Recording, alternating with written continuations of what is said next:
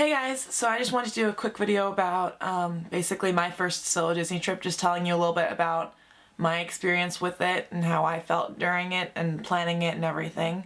So I went for about like 3 or 4 days. It was back in August, so I'm having a little bit trouble remembering exactly how many days. One of the favorite things that I liked taking advantage of was the shows and the lines. You can basically show up to most performances 5, at most 10 minutes before, and you're gonna get a seat.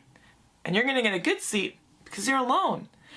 And that's my favorite. That's by far my favorite benefit. That one, and then the single rider lines.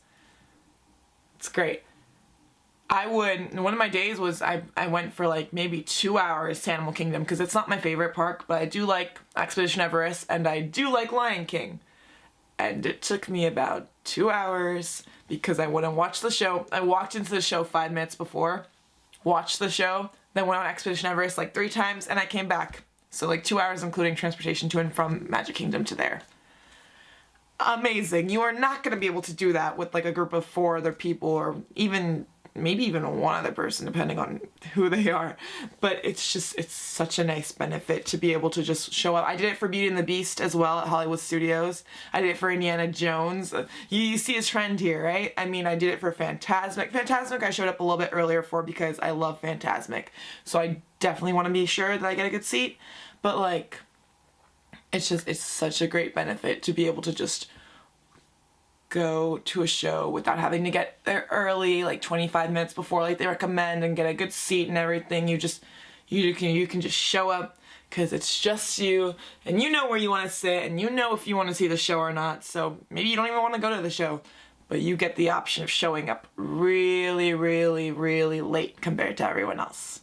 It's great.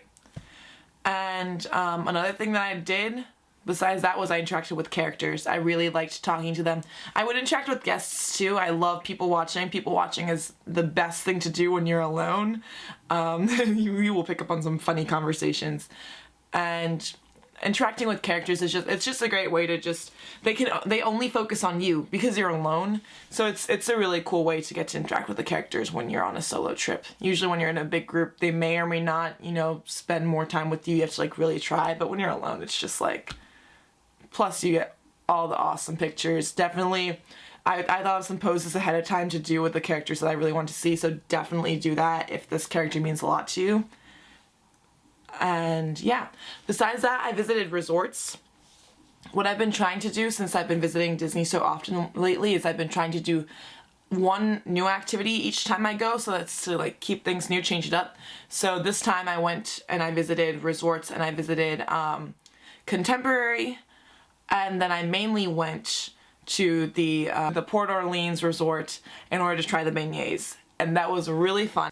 So visiting resorts was a new thing I tried that time. Just make sure, even when you're traveling with people, but especially when you're alone, just make sure you add some sort of weird twist or activity whether it's like going to a water park for the first time or something like that, or going to downtown Disney and trying out a new store. That's another thing I did. I had a lot of fun at downtown Disney. I spent like 2-3 hours there. I'm not into shopping too much. I'm only into Disney shopping, so I can only last too long even with Disney shopping though. But yeah. And then another thing that I really liked was that you get to eat anything you want, anywhere you want, whenever you want. There's basically food available all the time, so you can, if you want, do sit-down restaurants. I personally like being able to grab one thing from here, grab something from that. I mean, you've heard me. I went to Port Orleans just for the beignets. You think I'm gonna sit down at one restaurant? Probably not. The only restaurant I really sat down at was the Beauty and the Be Our Guest restaurant, and I went there for lunch, which I highly recommend. I said I'd go to like Tomorrowland for chicken nuggets. I'd go over to Gaston's Tavern for a cinnamon bun. I'd go to Epcot for the school bread. I'm making another video on top favorite snacks, by the way, which you should definitely check out if any of these foods sound unfamiliar to you, which I hope they're not. But yeah, definitely food was another plus for me. Just being able to try any kind of food I want, because I'm the kind of person that I really love rides, I really love meeting characters, but food will sometimes top all of that. Like my rule is usually that whenever I see a character I haven't met yet, I will get in line for it unless it's a ridiculous line. But my other rule is, if there's a food that I hear about that's really good that I want to try, I will go on however many buses to get there, it doesn't matter. And not everyone's going to want to do that. So having a solo trip really worked out for me because I got to go to Port Orleans for beignets. I would go to Epcot for lunch, go back to Magic Kingdom, go on rides, go to Epcot for dinner, go to Hollywood Studios for cupcakes, that sort of thing. So definitely a big plus for me. And then the last thing was, for me, in terms of my solo Disney trip that I really loved, was my sleep schedule.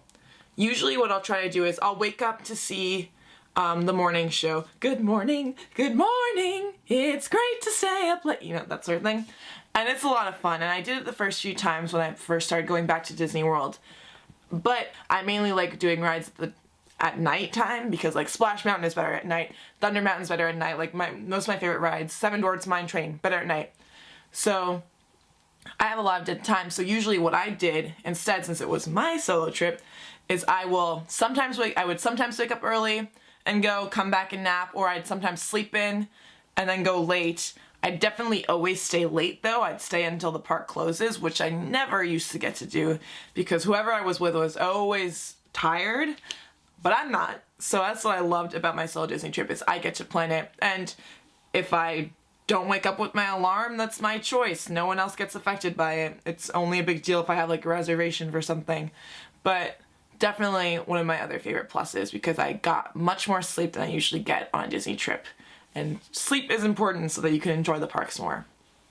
So yeah, that was my experience as a solo Disney trip. I still try to do it more like general, so if for some reason you guys want more detailed in terms of like a day in the life of a solo Disney trip sort of thing, I can do that if I get enough feedback for it. So yeah, I'm here all summer, so please ask me questions.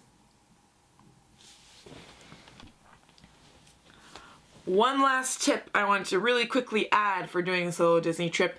One thing that I had a lot of fun with was Sorcerers of the Magic Kingdom over at, well, I just said Magic Kingdom.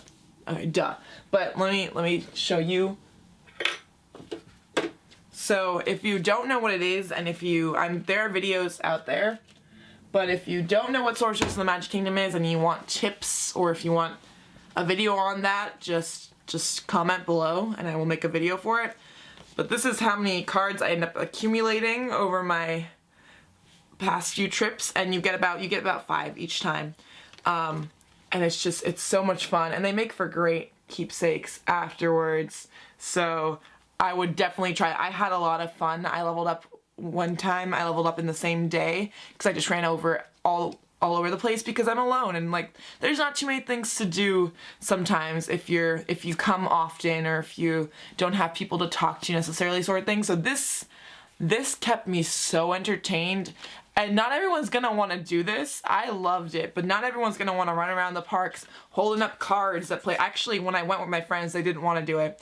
So definitely something you should try on your solo Disney trip because it's so much fun. They put the characters in there, and they have the actual voice actors and everything, and it's funny, and it's cool too because it's like all magical and you hold it up and it's censored and stuff. So definitely for your solo Disney trip, something I swore by, besides single rider lines, besides the food, besides sleeping whenever I wanted, besides showing up to the shows 5 minutes before they started,